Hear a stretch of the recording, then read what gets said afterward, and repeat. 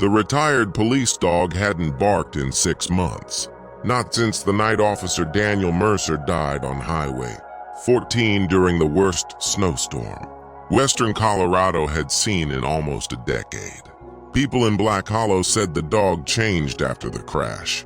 The old Belgian Malinois barely ate, barely slept, barely moved. Most days he just lay beside the front window of Daniel's empty house, staring out into the frozen street like he was waiting for someone who never came home. And for 6 long months, Rex never made a sound. Until Sheriff Tom Grady walked through the front door. The first bark shook the entire house. Emily Mercer dropped the coffee mug in her hands, so hard it shattered across the kitchen floor.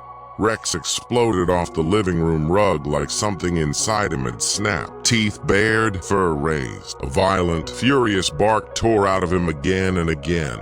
As he charged straight toward the sheriff, Tom Grady froze near the doorway. "Whoa, easy boy." But Rex didn't stop. The dog lunged so hard his claws scraped grooves into the hardwood floor.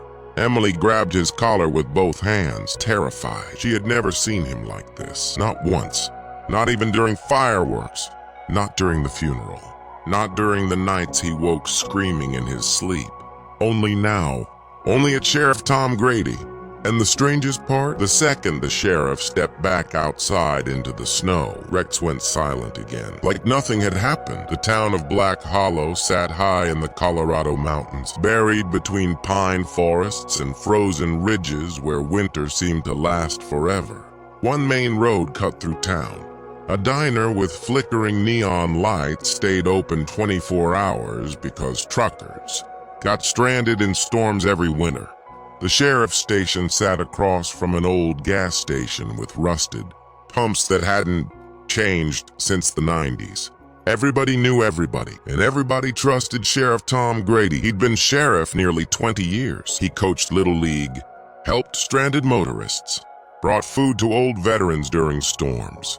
At Daniel Mercer's funeral, Tom had stood beside the coffin with tears frozen on his cheeks, while snow drifted across the cemetery. He'd called Daniel the best officer I ever worked with. Nobody questioned him. Nobody suspected him. Least of all Emily Mercer. Not then.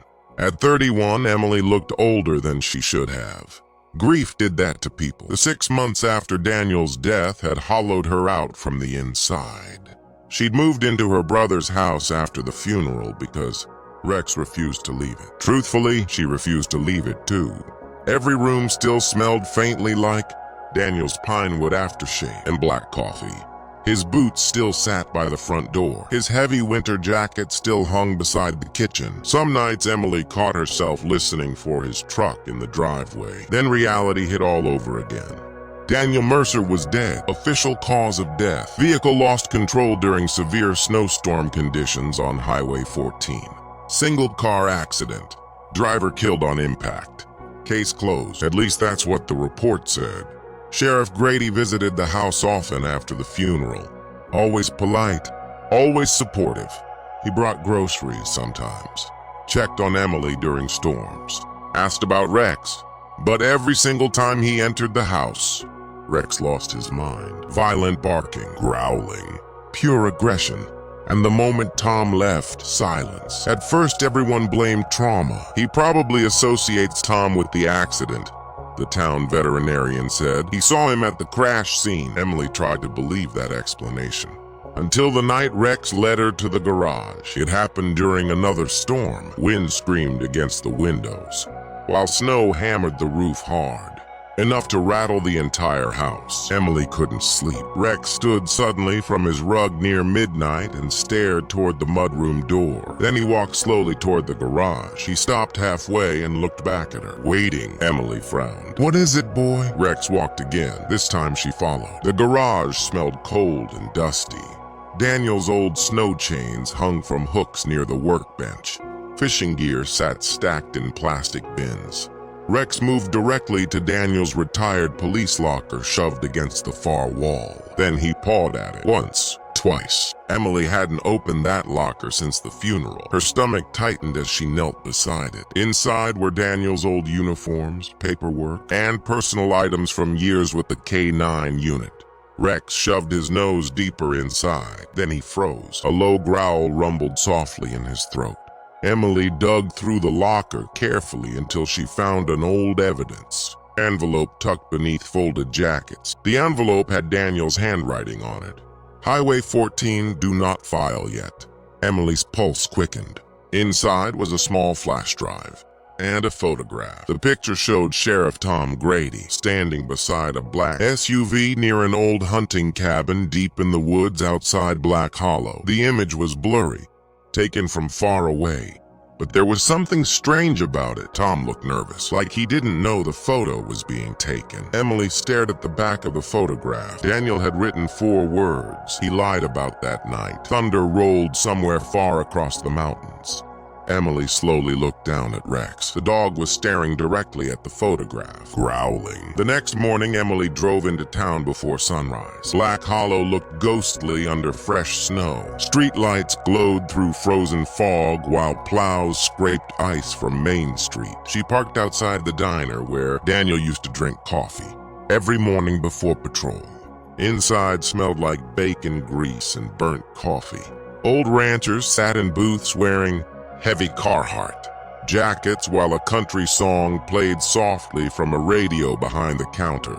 Emily slid into a booth beside the window. She couldn't stop staring at the photograph. "What's got you looking like death warmed over?" The voice startled her. It was Deputy Caleb Ruiz, 38, former Marine, one of Daniel's closest friends at the sheriff department. Caleb sat across from her, concerned. Emily hesitated. Then she showed him the photo. His expression changed instantly. "Where'd you get this?" "Daniel's locker." Caleb leaned back slowly. "That cabin belongs to Grady's cousin. You knew about it?" "I knew Daniel was looking into something before the crash." Emily stared at him. "What kind of something?" Caleb lowered his voice. "He thought somebody inside the department was running evidence shipments through old mountain roads." Emily blinked. "What? Narcotics, cash, maybe weapons? He never got enough proof. And you're telling me this now?" Caleb looked ashamed. "Daniel told me not to say anything unless something happened to him." The diner suddenly felt smaller, colder. Emily's hands trembled around the coffee cup. "You think he was murdered?" Caleb didn't answer immediately. Outside, snow drifted across the empty street. Finally, he sighed. "I think Daniel was scared near the end." That night, Emily plugged the flash drive into Daniel's old laptop. Most of the files were encrypted police reports, photos, vehicle records, notes. Then she found a video file. The recording began shaky and dark. Daniel's voice whispered from behind the camera, "If anything happens to me, it's Grady." Emily stopped breathing. The video showed snowy trees rushing past headlights. Daniel had been parked somewhere in the mountains, filming through his windshield. Then the black SUV appeared. Sheriff Grady stepped out beside the old cabin from the photograph. Another man emerged carrying duffel bags. Daniel zoomed closer. The second man wasn't local. Tall, bearded, dangerous looking. The sheriff exchanged something with him. Then the video cut abruptly. Emily replayed it 3 times. Her entire body felt numb. Rex sat beside her the whole time, watching, still focused, as if he understood every second. Then the doorbell rang. Emily jumped violently. Rex exploded into barking before she even reached the hallway. Sheriff Grady stood outside. Snow covered his shoulders. "Emily, your lights were on? Thought I'd check in." Rex snarled so viciously the sheriff actually stepped backward.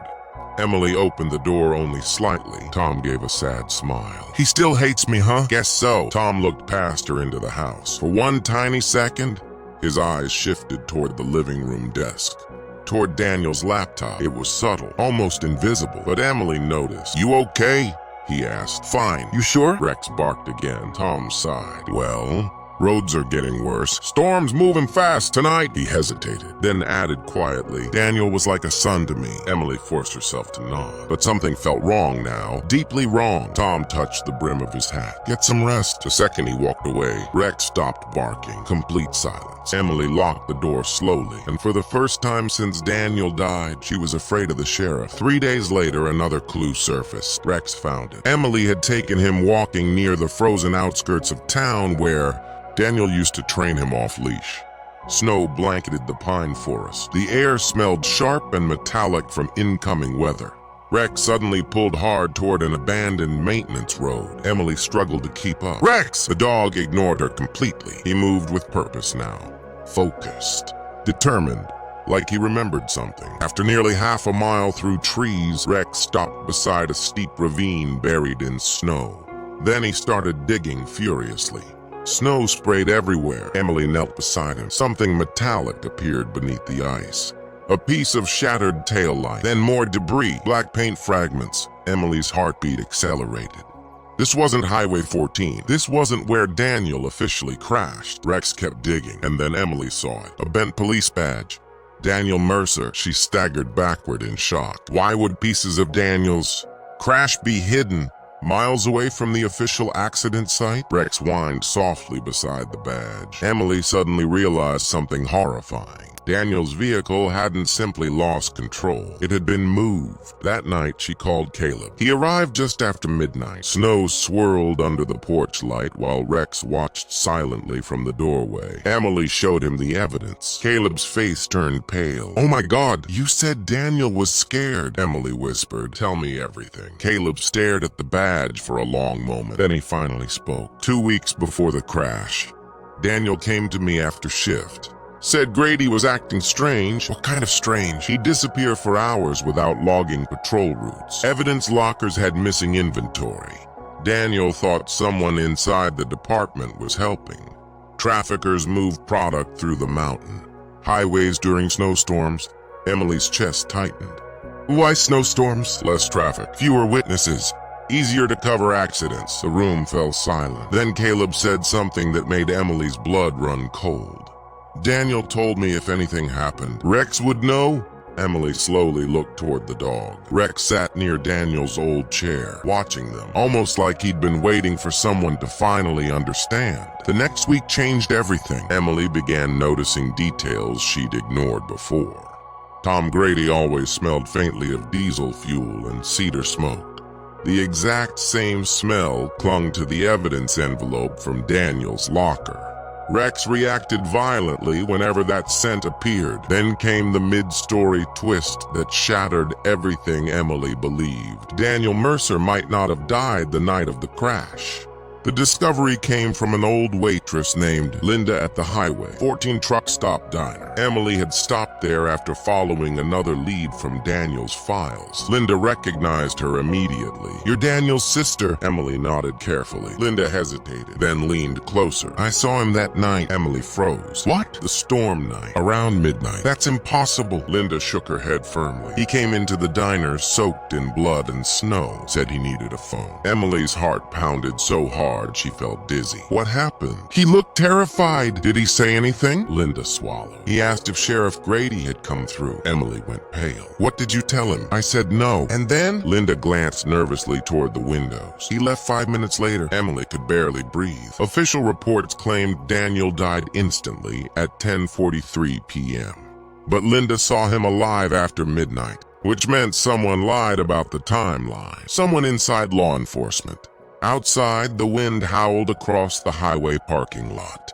Emily suddenly understood the horrifying truth.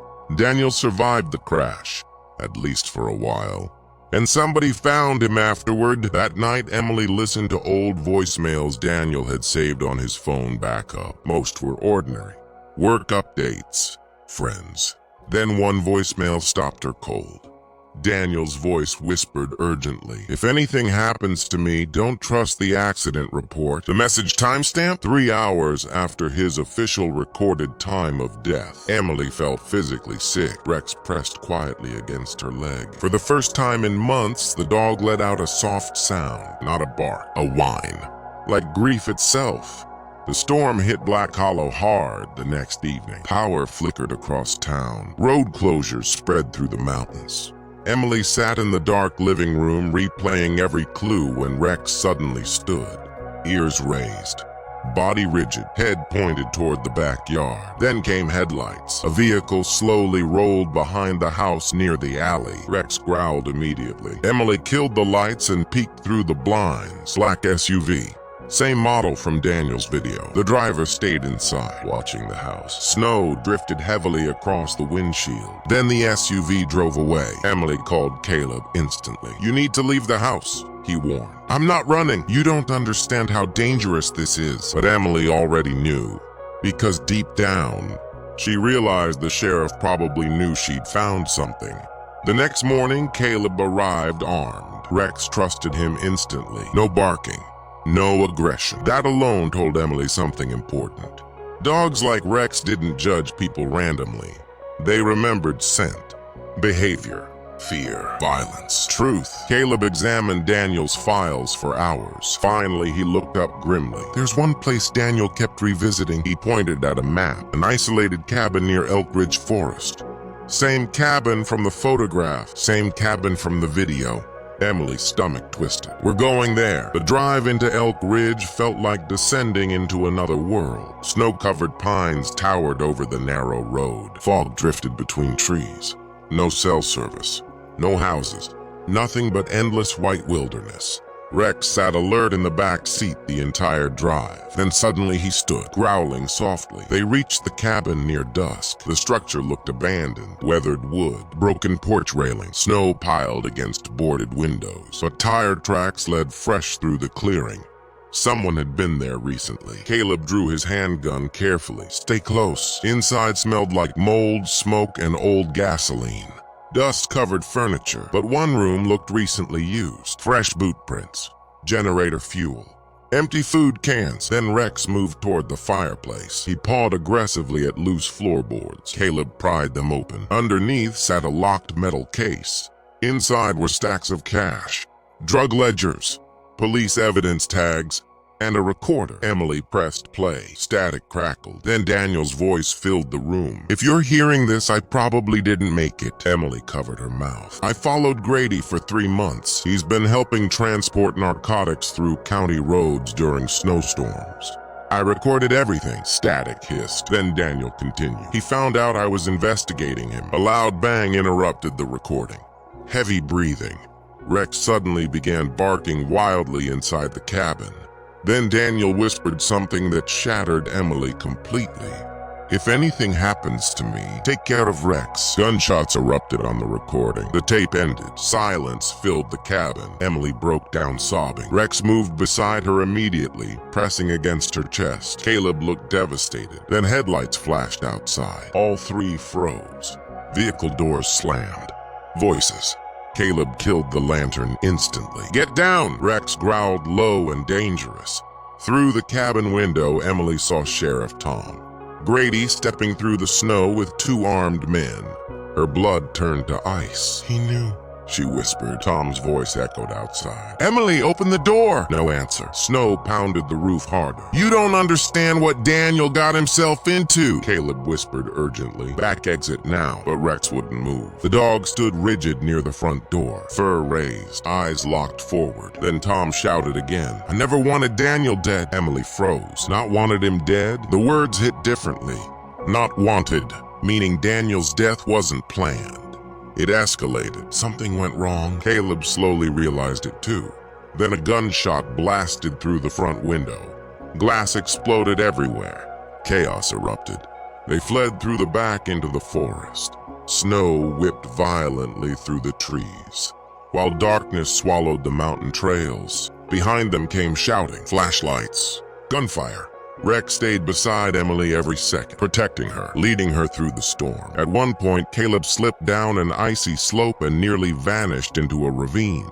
Rex grabbed his jacket sleeve with his teeth and held him long enough for Emily to pull him back up. The dog was operating on pure instinct now, pure loyalty. Hours later, they reached an abandoned fire watch tower overlooking the valley. Wind screamed across the mountains. Emily sat shaking beneath old blankets while Caleb examined the recorder again. "There's more here," he said quietly. He rewound the final seconds carefully. This time they heard another voice beneath the static. Tom Grady.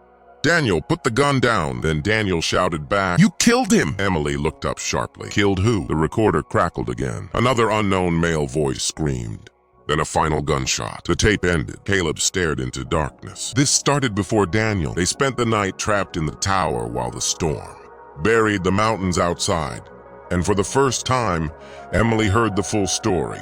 Years earlier, another deputy discovered Grady's smuggling operation. That deputy disappeared, officially ruled missing during a hunting trip. Daniel secretly reopened the case after. Rex reacted strangely to evidence from the missing deputy's vehicle. That was how it began. Rex had sensed the truth long before any human did. Dogs remembered fear, blood, violence, the smell of death. Daniel trusted Rex's instincts more than reports, and it ultimately got him killed. At dawn, the storm finally eased. Sunlight broke weakly across endless snowfields.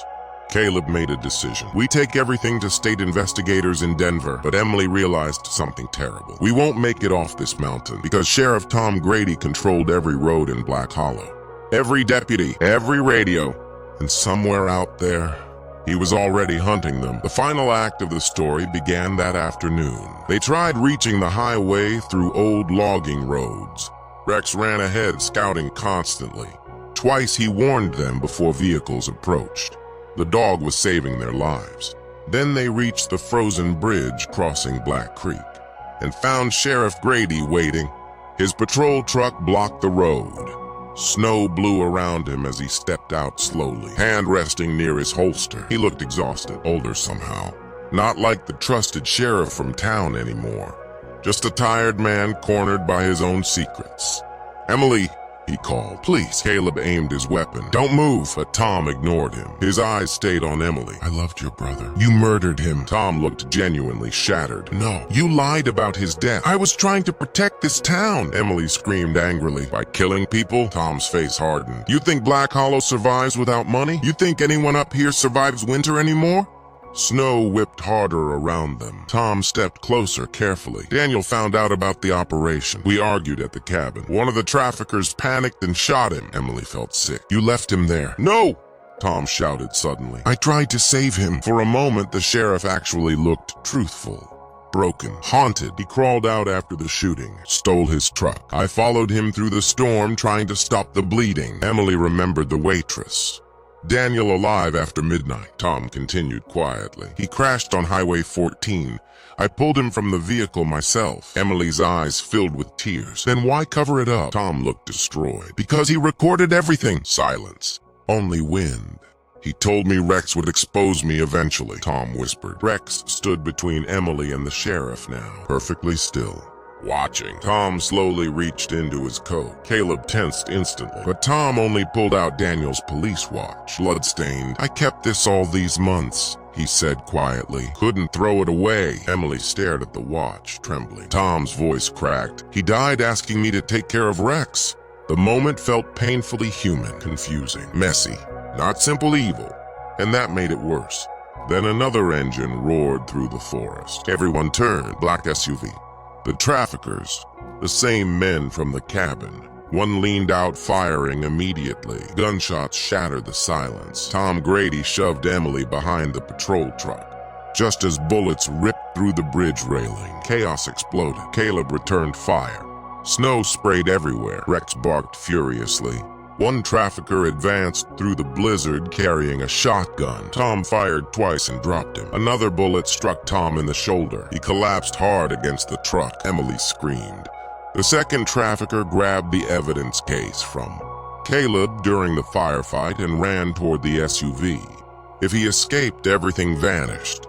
Daniel's truth, the recordings, the proof. Then Rex ran. The Belgian Malinois launched through deep snow with terrifying speed.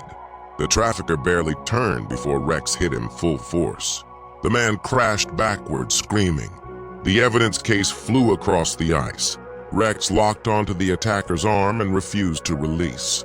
Despite punches and gunfire, the SUV driver accelerated toward them wildly. Straight toward Rex, straight toward the bridge. Emily saw it happening too late. "Rex!" The vehicle slammed across the ice. Rex dragged the trafficker sideways seconds before impact. But the SUV lost control on the frozen bridge. Metal screamed. The entire vehicle smashed through the railing and plunged into Black Creek below. Ice shattered violently. The current swallowed everything. Silence followed. Horrible silence. Then Emily realized Rex wasn't moving. She sprinted across the bridge, sobbing.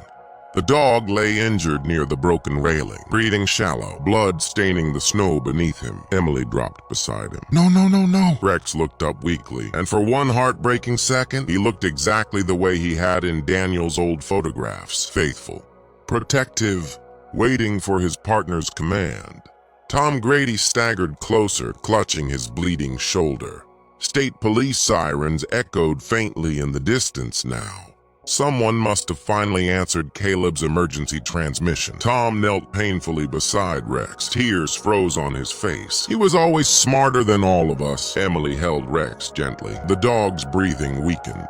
Then Tom whispered something that destroyed her completely. Daniel's last words were about him. Emily looked up slowly. Tom swallowed hard. He said, "Don't let Rex think I abandoned him." Emily broke down, crying into the dog's fur. Rex pressed weakly against her one final time. Then his eyes slowly drifted toward the falling snow, as if searching for someone beyond it, someone familiar, someone loved. The state investigation exposed everything over the following weeks. Corrupt deputies, smuggling routes, missing evidence, the old disappearance case. Sheriff Tom Grady confessed to obstruction, conspiracy, and covering up Daniel's death. But he never denied loving Daniel like family.